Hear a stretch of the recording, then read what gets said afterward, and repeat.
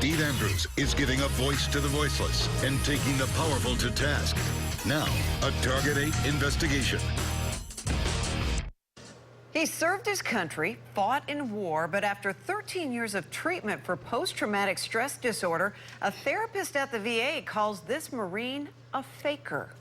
According to a local Iraqi war veteran, a VA psychologist told him he didn't suffer from PTSD, that he's only after drugs. And that, he feels, discredits his 20 years in the Corps, as well as the physical and emotional sacrifices he made for his country.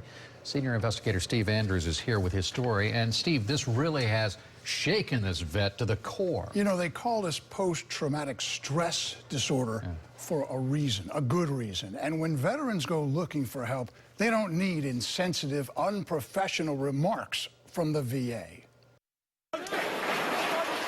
Peter Sirk spent 20 years in the Marine Corps, including some harrowing moments in Iraq in a bloodbath called Mosul. You heard the mosque music come out, and then all of a sudden just sheer hell broke loose. Peter and dozens of his buddies later became extremely ill from anti-malaria medication, then contracted the disease. He claims he still suffers side effects. Horrible dreams. I get tremors once in a while. You know, I have neurological problems. The Navy diagnosed Peter with post-traumatic stress disorder. The VA treated him in New Jersey for 13 years. My disease is caused me to become very less social, very reclusive, very emotionally torn. Last week, Peter attended his first therapy session at James A. Haley.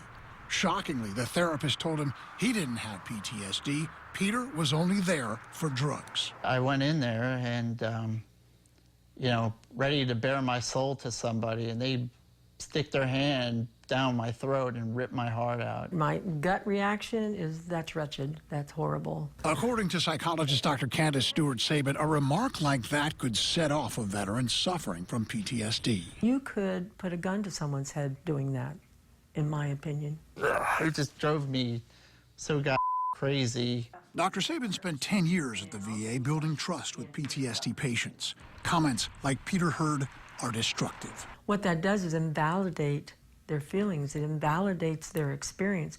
It invalidates them as humans. So where do you go? What do you do? Well, that's what we're trying to do, find out here. It's frustrating.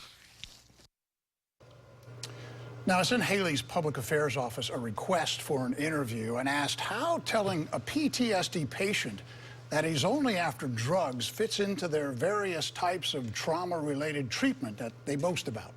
Well, it sent back a statement saying, treatment and recovery is a collaboration between clinicians and veterans. Well, we know that. It doesn't look like that happened here. No comment about what, if anything, they're going to say to this therapist. And, of course, no interview on camera, and that's a big surprise. So Or now not, what? yes. What's going to happen to him? Well, you know, Peter told me he knows that he'll never be whole again. He's 44. How sad is that? He hopes he can get back to where he was before all this mess started at Haley, and after calls and emails, he has an appointment in September with a new doctor. So thankfully, he's got somebody new to listen to his Another issues. option. Yeah. All right, thank you, Steve. If you have a problem you want Steve to investigate, you can call our Target 8 helpline. It is 1-800-338-0808.